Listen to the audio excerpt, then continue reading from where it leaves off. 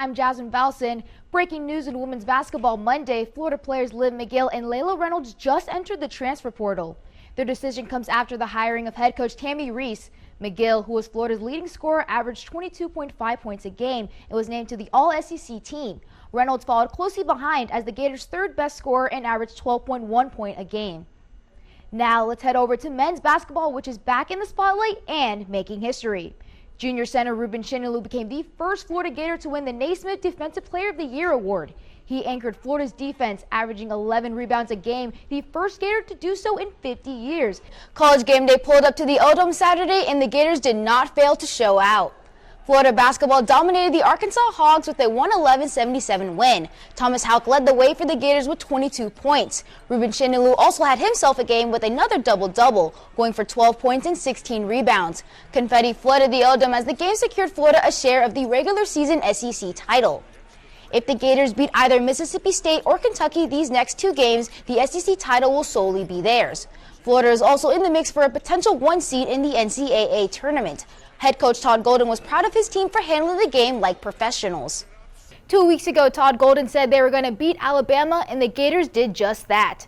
Florida took down its fourth-ranked opponent 100-77 here in the sold-out O-Dome yesterday. Despite Bama acquiring G League player Charles Bediako, the Gators held him to just 6 points. Forward Alex Condon had a season-best 25 points and combined with Thomas Houck for 47.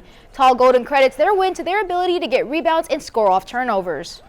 Let's turn to high school basketball, starting with the boys. The Rock won their state Final Four game against Ponciana Christian Prep Friday. The Lions then went on to win the SIAA state title Sunday against Southland Christian. Both Newberry and Buchholz lost their regional finals Friday. And for the girls, Williston also won itself a state title. While Newberry lost in the regional finals, the Red Devils were rural state champions for the first time in school history. You can hear more about the game tonight on First at 5. Coming back to Gator sports, Florida baseball once again swept its opponent, hitting the Miami Hurricanes its first loss of the season. The Gators only had a 2-game series due to weather, but made them count, winning 7-2 and 8-4. Florida has now won 11 straight games, its longest streak since 2020. The Gators come back home Tuesday against Florida Atlantic.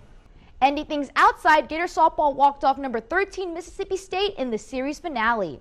After the Bulldogs tied the series Saturday, Townsend Thomas drove in the winning run, scoring Taylor Shoemaker and giving the Gators a 5-4 win. The Bulldogs made it hard for Florida, with both teams unable to score any runs for 4 innings.